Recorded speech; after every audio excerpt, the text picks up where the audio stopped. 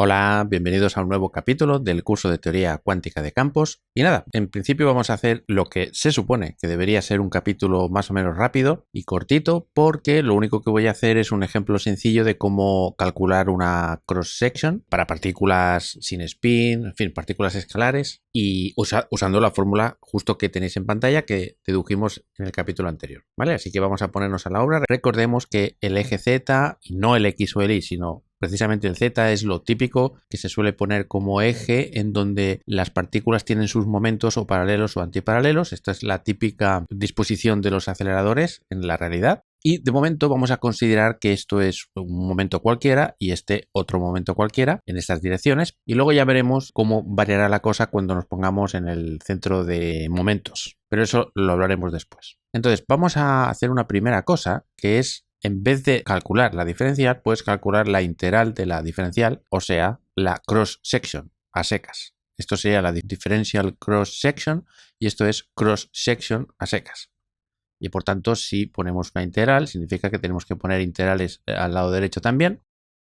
Pero estas integrales se deben a estos diferenciales, por tanto, voy a ponerlo aquí. La integral con este señor, la integral con este otro señor. Y vamos a simplificar un poco. Aquí tenemos un 2pi a la 4 y aquí un 2pi a la 3. Por tanto, solo sobrevive un 2pi. Pero ese 2pi con este 2pi a la 3, pues aquí resulta ser un 2pi a la 2. Y luego, por otro lado, vamos a sacar fuera de la integral lo que no depende de las variables de integración, que es básicamente este factor de aquí, que es 4EA EB. Pero estas velocidades tampoco dependen de C y D, por tanto, porque son de A y B. Por tanto, lo pongo también por aquí. Voy a poner este 2pi cuadrado por aquí.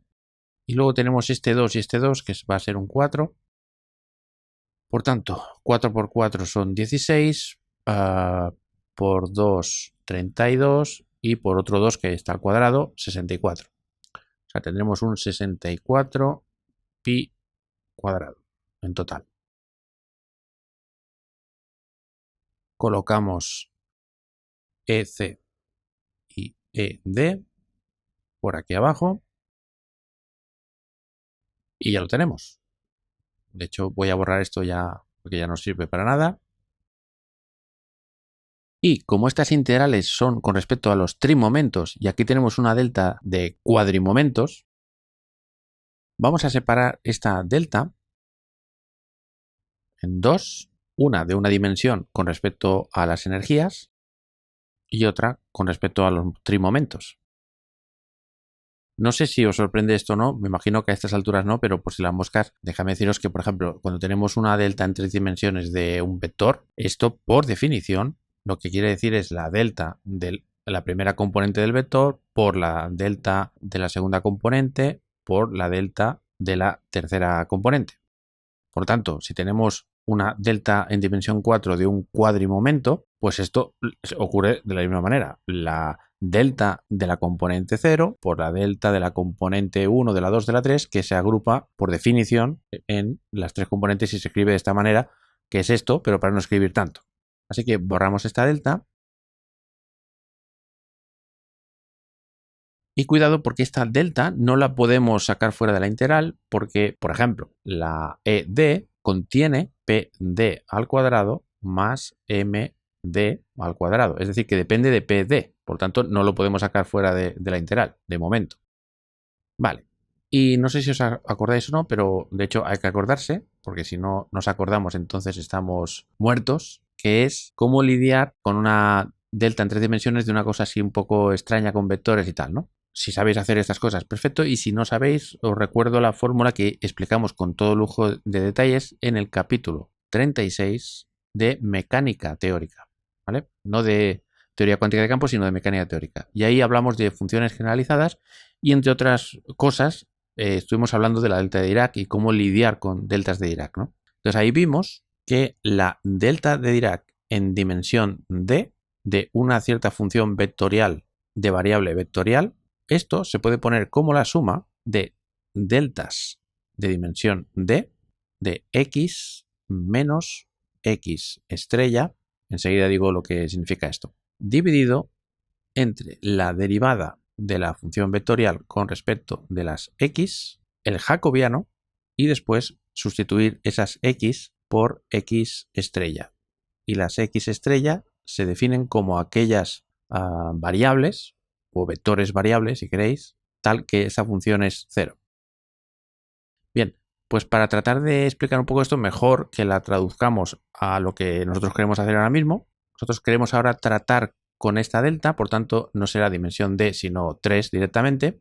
Las variables aquí no son x, sino son p's. ¿Cuál de estas p's? ¿Todas las p's? ¿Un par de ellas? ¿Quién? No sé si os acordaréis, porque hace ya mucho tiempo, pero en el capítulo 36 os dije que esta x tenía que ser la x o la variable que aparezca aquí en la integral que queremos cancelar, por así decirlo. Por ejemplo, si queremos cancelar pd, pues entonces esto será pd.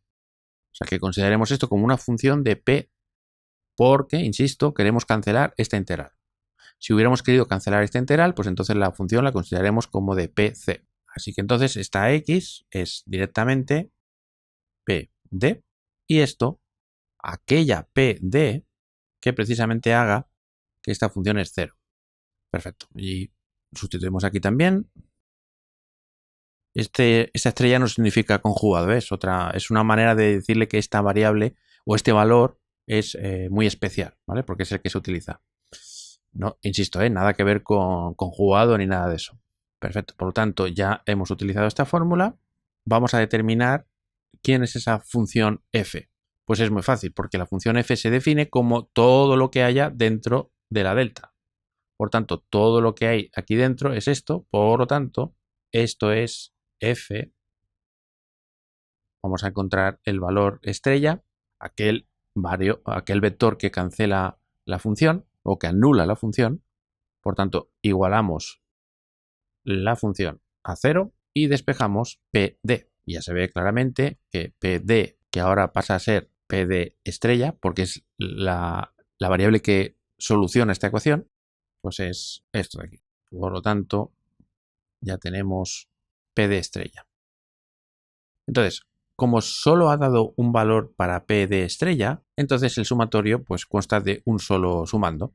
Si hubieran diferentes valores de p de la variable estrella, digámoslo así, hubiera uno y otro, entonces tendríamos un término para uno de los valores y el mismo término sumando para el otro valor. Entonces déjame, en vez de poner esto, déjame poner lo que es en este caso, para no perder el norte de lo que estamos haciendo.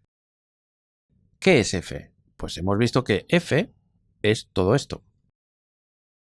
Por lo tanto, podemos interpretar que tenemos como una especie de componente 1 de esta función vectorial, que es simplemente la componente, bueno, en vez de llamarle 1, déjame llamarle, para que no hagamos líos de índices Lorentz, déjame llamarle fx de toda la vida. Pues eso querrá decir que aquí tenemos la componente x, la componente x, x, x. Y lo mismo con la y y la z. Y ahora sí, ya se ve que esto se pueda llamar jacobiano de alguna manera, ¿no? Sí, o sea, esto es una forma, digamos, simplificada de poner la matriz jacobiana. En realidad, la notación típica sería f, o sea, fx, fi, fz, y aquí abajo este símbolo con p de x, p de y, p de z.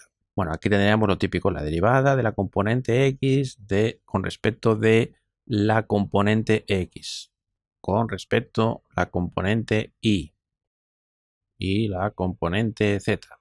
Y bueno, y aquí haremos la componente fi con respecto de x y z y de nuevo los otros tres términos. Y una vez calculado esto, que en realidad es muy fácil, bueno, de hecho ya lo hago, fijaos, porque la componente x solo tiene de dependencia de p de x esto de aquí, por tanto, todo esto son constantes, por tanto, constantes con respecto a la variable de derivación, por tanto, esto da un menos 1. Y fx no depende de y fx tampoco depende de z, por tanto, 0, 0. Y si hicierais lo demás, veríais que va a dar esto. Esto sería la matriz jacobiana y lo que nos piden aquí es el determinante de la matriz jacobiana. Y el determinante de esta matriz Bueno, perdón, el valor absoluto del determinante, así es como se define el jacobiano. Bueno, pues ese determinante da, pues, en este caso, -1. Y el valor absoluto, 1. O sea que al final, tanto rollo para nada, porque esto al final, por cierto, aquí hay que poner un 3. Aquí lo único que pasa es que esto va a ser así y se acabó, porque aquí dividiendo va a haber un 1. Vale, esta es la manera complicada, pero no complicada porque sea complicada, sino laboriosa. Y esto conviene saber o sea, qué es lo que significa, porque en este caso insisto que es muy fácil, pero habrá otros casos que no sea tan fácil. Los típicos casos en los que no es tan fácil y tan trivial son en cálculos de electrodinámica clásica, por ejemplo, ¿no? Ahí la cosa no es tan fácil. Y el camino fácil, ese que os decía, pues es decir, si lo interpretamos de una manera simbólica, ¿no? Como la derivada de f con respecto de p, ¿no?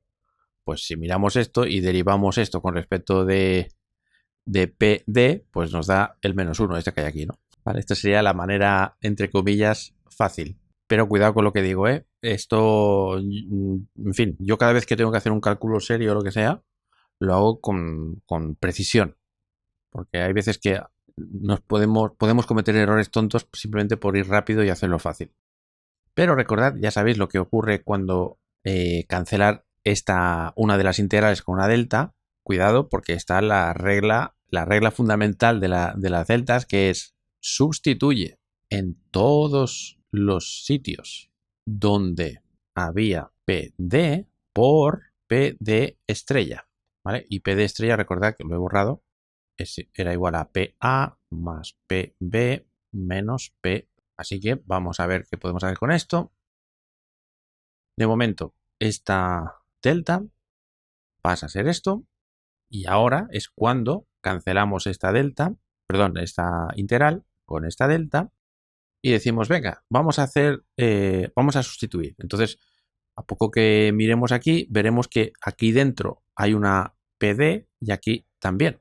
Por lo tanto, deberíamos, en vez de poner ED, deberíamos poner raíz de la PD estrella al cuadrado más la MD al cuadrado. Pero claro, ¿qué es PD estrella? Pues todo esto. Por lo tanto, tenemos que poner esto de aquí. Lo pongo aquí abajo primero, PA más PB menos PC al cuadrado más MD al cuadrado raíz.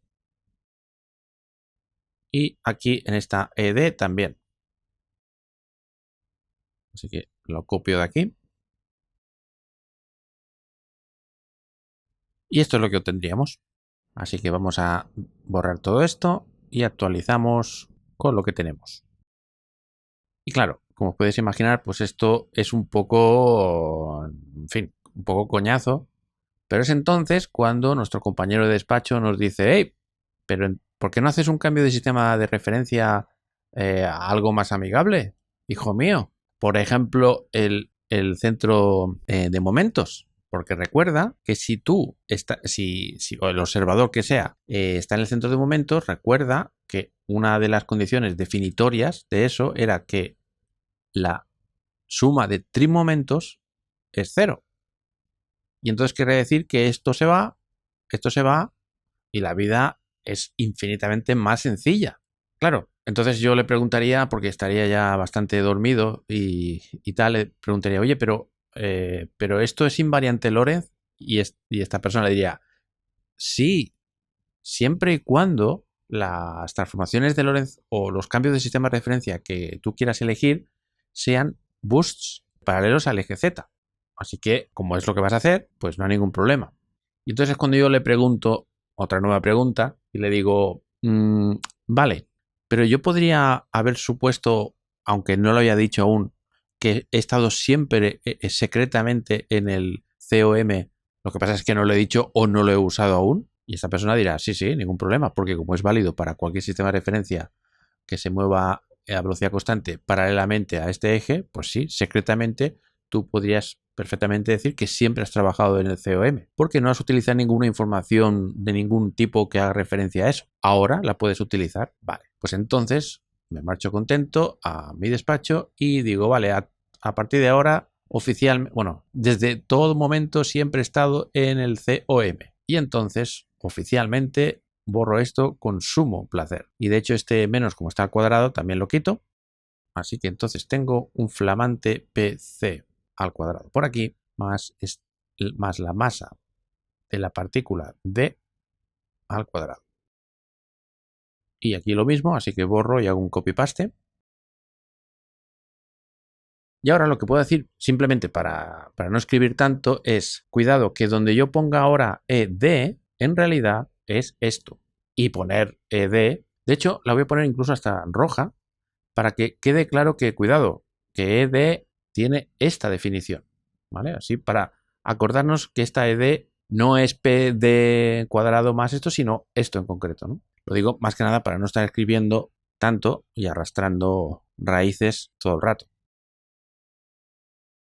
En realidad, esta E depende de PC, correcto, pero no depende del vector, sino depende del módulo del vector. Y esta EC también. Por tanto, aquí en realidad, o por lo menos sí, en todo este factor, porque aquí en M no lo sabemos, pero al menos en todo este factor sí que hay dependencia solo del módulo y quizá eso nos pueda ayudar a simplificar un poco los cálculos, ¿no? Entonces, ¿qué vamos a hacer? Pues vamos a pasar a coordenadas esféricas, pero ojo, en el mundo de fases, digamos. Entonces, si estuviéramos en el espacio R3 ordinario, recordad que para pasar de dx, dy, dz, lo que había que hacer para relacionarlo con dr, dθ y dφ es multiplicar aquí por el jacobiano de la transformación. Y recordad que era r cuadrado seno de θ. Esto si estamos en R3. Pero si estamos en el espacio de fases, pues entonces será dpx, dpi, dpz. Y lo que hace ahora de módulo, o sea, de R, es el módulo de C. Estamos, aquí habría que poner C. Estamos con el señor C. Bueno, pues el módulo al cuadrado por el seno del ángulo, por el módulo, o sea, la diferencial del módulo de PC, de θ, de phi. Y entonces, porque es costumbre definir a estos señores de aquí como diferencial del ángulo sólido. De momento es solo una definición, o sea, podéis considerar que vamos a llamar a esto de esta manera, ¿no? Aunque tiene su razón de ser y hay todo un mundo de explicaciones, pero de momento, como no nos hace falta, será simplemente un shortcut, ¿no? Digamos. O sea, en definitiva, lo que estoy diciendo es que esta diferencial en 3 dimensiones, que es todo esto, lo convertimos a esto otro. Así que sustituimos. Y lo que vamos a hacer es colocar esta doble integral del ángulo sólido. Lo ponemos por aquí y ponemos la integral de PC. Luego este señor también lo ponemos por aquí. Si os estáis preguntando cómo es que no pongo PC, es para que no se confunda con el cuadrimomento. Por eso pongo el módulo y tal. Un poco rollo, pero así me aseguro que nadie se confunde. Muy bien, pues actualizamos. Y ahora resulta que tenemos que lidiar con esta otra delta que aparentemente solo tiene que ver con energías y aquí solo con el módulo de P, pero recordad que las energías dentro tienen este PC, que de hecho pongo el módulo para que quede claro que depende solo del módulo, ¿no? Así que de nuevo tenemos que decir, bueno, pues venga, vamos con otra delta y vamos a escribirlo bien, para que no haya duda ninguna de que esto tiene que ser considerado. ¿Vale? Esto sería esta EC y luego la otra con la masa D. Entonces la buena noticia es que esto ahora ya es una delta de una sola dimensión y entonces nuestra f de antes pues no es una función vectorial sino una función escalar y de nuevo la variable es pues PC. Bueno, el módulo de PC. Y para encontrar el señor estrella pues tenemos que igualar esto a 0 y ya os podéis imaginar el follón, porque tendríamos que igualar esto a 0 y de ahí despejar PC estrella. De hecho, lo tengo calculado. Me estaba preguntando ahora si ponerlo y hacer todos los cálculos tal cual o hacer una simplificación más simplemente para que este vídeo no dure tanto, ¿no? Entonces lo voy a transformar en un ejercicio porque creo que es interesante. El PC, o sea, el módulo de PC estrella, o sea, aquel que hace que esta función sea igual a 0, se puede expresar, bueno, de hecho, déjame incluso poner el cuadrado de esto, que es más fácil. Bueno, pues el cuadrado del señor estrella es EA más EB al cuadrado entre 4. Y aquí voy a poner una cosa, pero déjame ponerlo aquí para asegurarme que me cabe todo.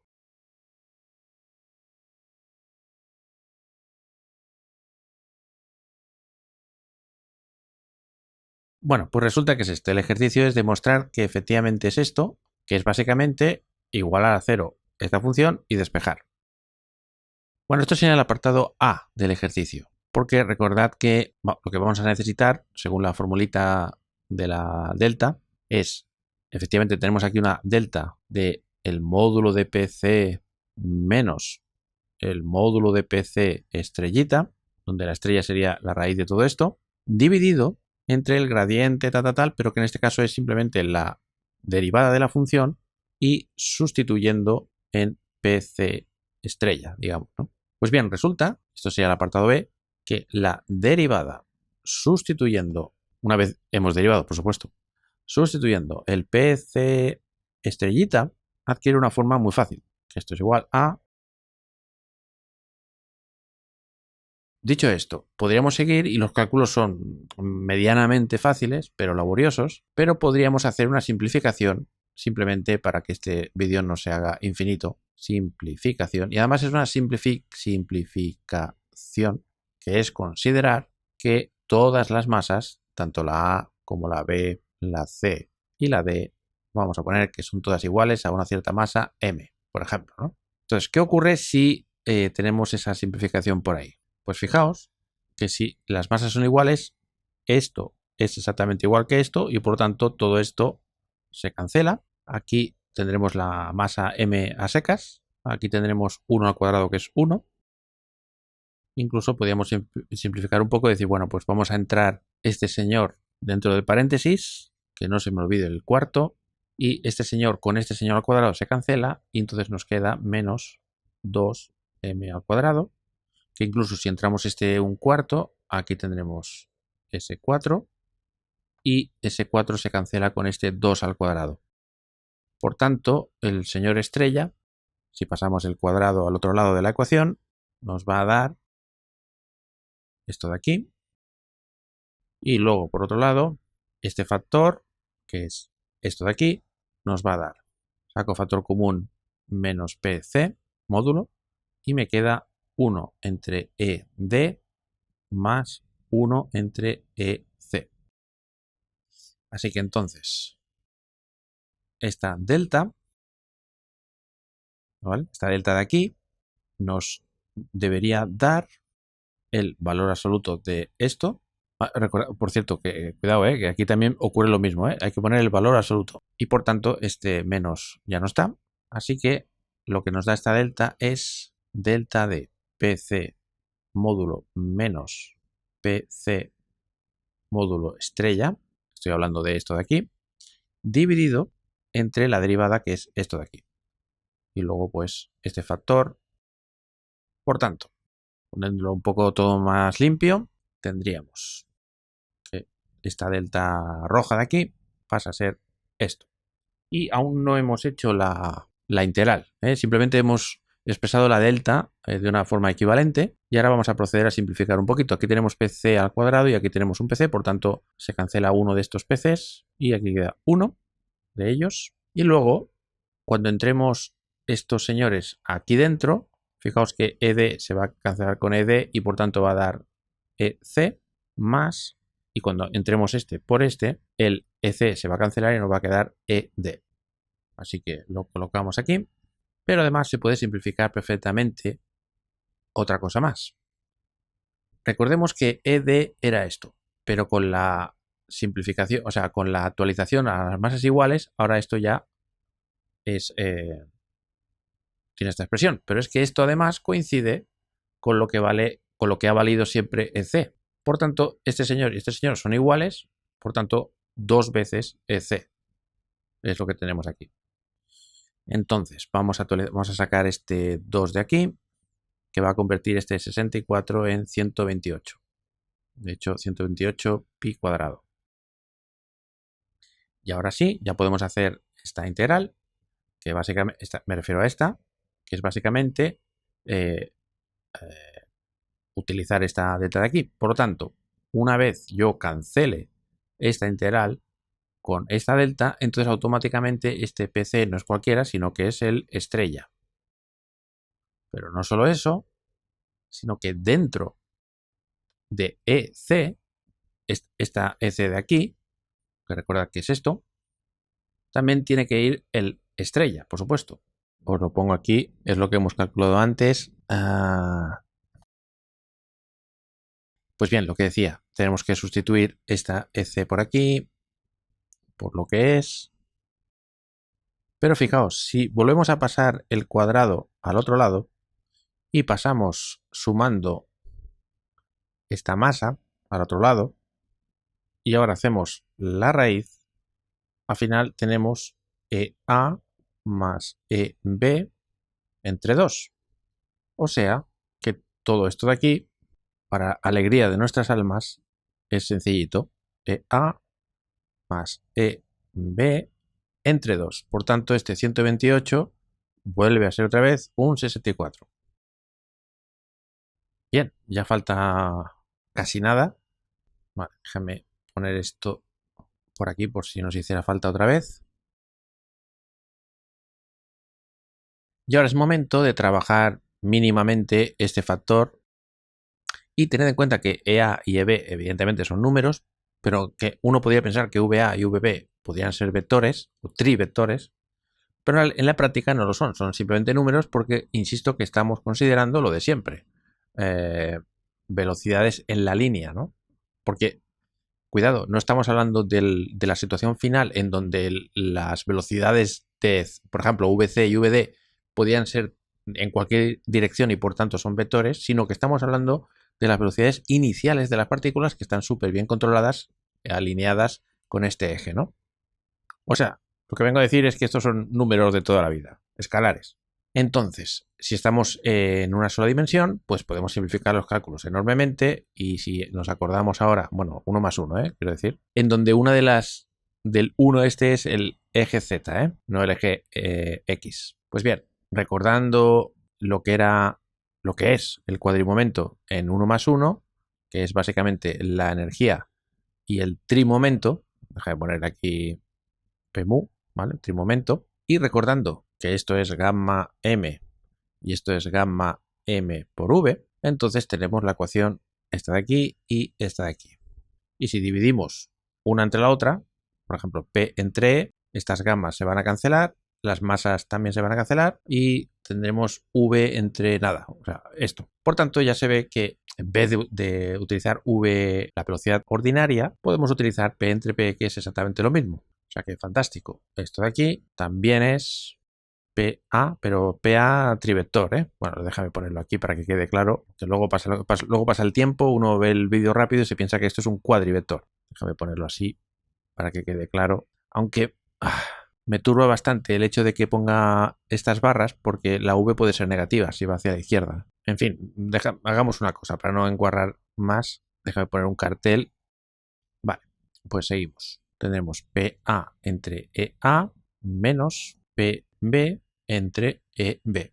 Pero, tachan, tachan, recordemos que estamos en el centro de momentos. Y eso quiere decir que los trimomentos PA y PB son igual a 0, lo cual quiere decir que PA es igual a menos PB o al revés. Por tanto, a efectos prácticos en una dimensión, lo que quiere decir es que menos PB es lo mismo que más PA.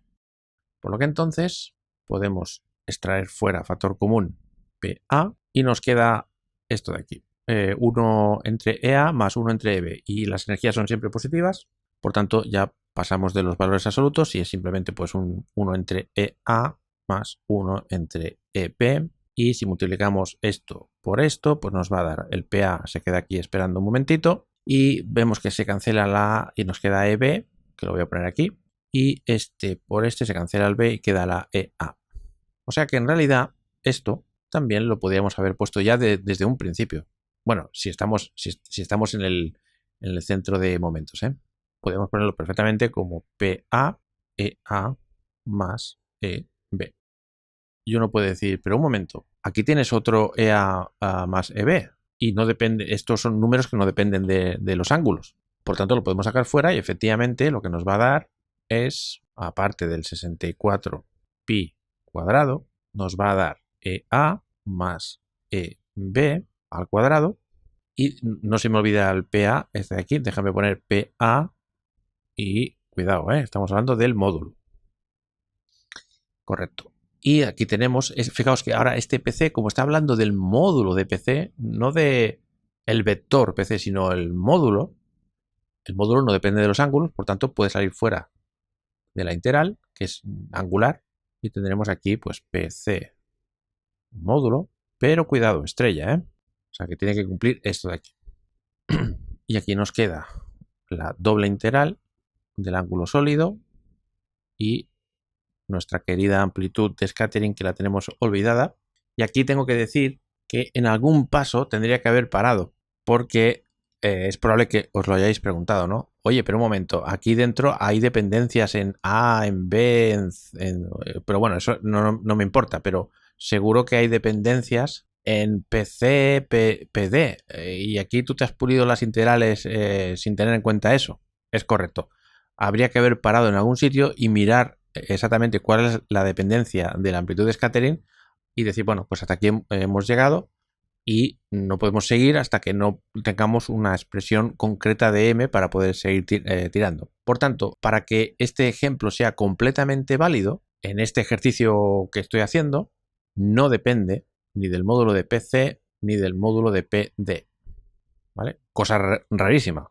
Lo que pasa es que, como justo hace unos cuantos vídeos hemos hecho un ejemplo en donde eso pasaba, por eso lo estoy haciendo, ¿vale? O sea que cuidado, que aparte de esta simplificación también tenemos esta enorme simplificación. Bien, y la última pregunta que nos tenemos que hacer es si esto se puede simplificar de alguna manera o no. Y hago esta pregunta porque uno podría pensar, no hombre, no, esto no se puede simplificar porque PA y PC son diferentes y depende, digamos, de las circunstancias, ¿no? Pero cuidado, es que aquí no hay PC, aquí está PC estrella, que es diferente. Por tanto, vamos a ver qué podemos hacer con esto.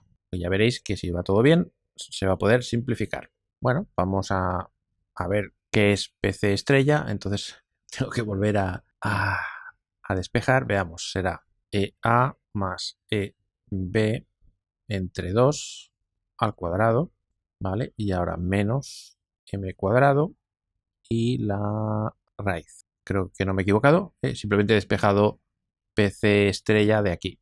¿Y qué es PA? Pues PA es la raíz de EA al cuadrado menos M al cuadrado. Y parece que no hay mucho que hacer, ¿no? Aparentemente.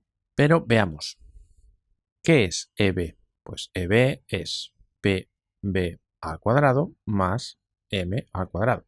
Y aquí es donde viene la magia, porque PB es lo mismo que menos PA, porque insisto que estamos en nuestro maravilloso centro de momentos frame. Y por tanto, esto también es EA. O sea que maravilloso. Porque entonces ahora el EB en realidad es EA también. Y tenemos EA más EA, que son 2 EA, que se va con este 2. Por tanto, al final tenemos solo un EA al cuadrado. Y por tanto, esto nos da 1, porque tenemos lo mismo arriba y abajo. Así que, tachan, tachan, esto se nos va y hemos acabado. O sea, conclusión, si tenemos partículas iguales, o sea, de masa m todas iguales, sin spin y sin complicaciones, bosones de Higgs, por ejemplo, se cumple que a nuestro nivel de aproximación la amplitud de scattering no depende de los módulos de PC y PD. Y además estamos en el frame COM, centro de momentos, entonces esta sería nuestra amplitud de dispersión. Pues bien, volviendo al capítulo 83 de Quantum Field Theory, o sea, de esta misma lista de reproducción, vimos que a primer orden el choque de este tipo de partículas de la teoría lambda phi 4 resulta que tiene una amplitud de scattering muy maja, que es menos lambda, ¿vale? Esto insisto que lo hicimos en el capítulo 83 de QFT. Entonces, a este nivel de aproximación se cumple esto, o sea, primer orden, y por lo tanto colocamos aquí nuestro flamante menos lambda, que es una constante, y por tanto menos lambda en valor absoluto al cuadrado es simplemente pues lambda cuadrado. Y ahora estas dos integrales son las integrales más fáciles del universo, porque en realidad lo que significa esto es la derivada teta derivada phi de la diferencial de ángulo sólido, que es esta de aquí, seno de teta, exacto, y para todo el volumen, desde 0 hasta pi y desde 0 hasta 2pi, pues bien, esta integral es directa, es 2pi, y la integral del sinus es menos cosinus, menos coseno, perdón, que lo digo en catalán, entre 0 y pi, y esto es pues menos es 1 menos más 1, 2, 2, 4pi. Por lo tanto, colocamos nuestro 4pi aquí, cancelamos este pi con uno de estos pi's y 64 entre 4, esto queda 16. A ver, como ahora estoy cansado, divido entre 2 y me da 2, divido entre 2 y me da 32, por lo tanto 16, correcto. Perdóname que ya tengo la cabeza frita. Perfecto. Por lo tanto, en nuestra teoría lambda phi 4 con todas las partículas iguales y tal, chocando e imponiendo que solo existe ese tipo de partícula y no hay ninguna más en el universo, cosa que no es así, pero bueno, un modelo simplificado de un toy model, ¿no? Partiendo también de que estamos a primer orden en teoría de perturbaciones, pues podemos decir que la sección eficaz de esa colisión es esto de aquí. Y que depende de la energía inicial en el centro de momentos con las que lancemos estas partículas. Bien, y ahora uno podría decir, bueno, pero ¿esto qué es? ¿No? Bueno, digo unas cuantas palabras para que más o menos se diga, bueno, ¿esto qué sentido tiene? ¿No? Bueno, y para eso lo que voy a hacer es poner un ejercicio, que es que me digáis qué dimensiones tiene esta sigma. Porque claro, para saber las dimensiones de sigma, tenemos que saber cuáles son las dimensiones de lambda al cuadrado y las dimensiones de la energía al cuadrado. Y recordemos que como estamos haciendo C igual a 1 y H barra igual a 1, aunque en este caso lo que nos va a importar es esto, pues por ejemplo se cumple que las dimensiones de la energía son las mismas que las dimensiones de la masa, ¿no? Por ejemplo. Pero claro, el inconveniente es cómo narices encontrar las dimensiones de esta lambda. Y para eso tendréis que investigar un poco, saber qué dimensiones tiene un lagrangiano, porque dentro del lagrangiano tendremos el término el lambda phi 4 y por tanto, si somos capaces de encontrar cuáles son las dimensiones de la densidad lagrangiana y de las dimensiones del campo elevado a 4, automáticamente encontraremos las dimensiones de lambda y podemos sustituir aquí, etcétera, etcétera, ¿no? ¿Vale? Esto es un ejercicio muy, muy interesante. Insisto de nuevo, si no lo sacáis, pues ya haré un vídeo y lo colgaré en Patreon, ¿vale? Y no os voy a decir, bueno, os lo digo, no, bueno, sí, os lo digo. Lo que tiene que salir es dimensiones de área, ¿vale? Por tanto, esto cuando se calcula, pues nos va a dar un área. Entonces, ¿cómo se interpreta ese área? Bueno, aquí mucho se ha hablado sobre este tipo de cosas y soy consciente de que hay bastante confusión a la hora de tratar de darle un significado a esto, ¿no? Pero en realidad no debería ser tan complicado, porque en la mecánica clásica, si tienes una pelota por aquí de target y tienes pelotitas que estás lanzando hacia ese target, pues claramente bueno, no sé si claramente, pero en mecánica clásica, cuando no hay fuerzas de interacción entre las pelotitas y esta señora, pues claramente esto es pi por radio al cuadrado, que es, digamos, el área del círculo que ven estas señoras, ¿no? Y esto es lo que daría, ¿no? Lo que pasa es que si hay fuerzas entre estas partículas, por ejemplo, esto hace, imaginad que está cargado, esto también está cargado, y por tanto hay un potencial, una energía potencial eléctrica, y entonces las partículas no hace falta que choquen contra eso, sino que ya se desvían, ¿no? Por ejemplo.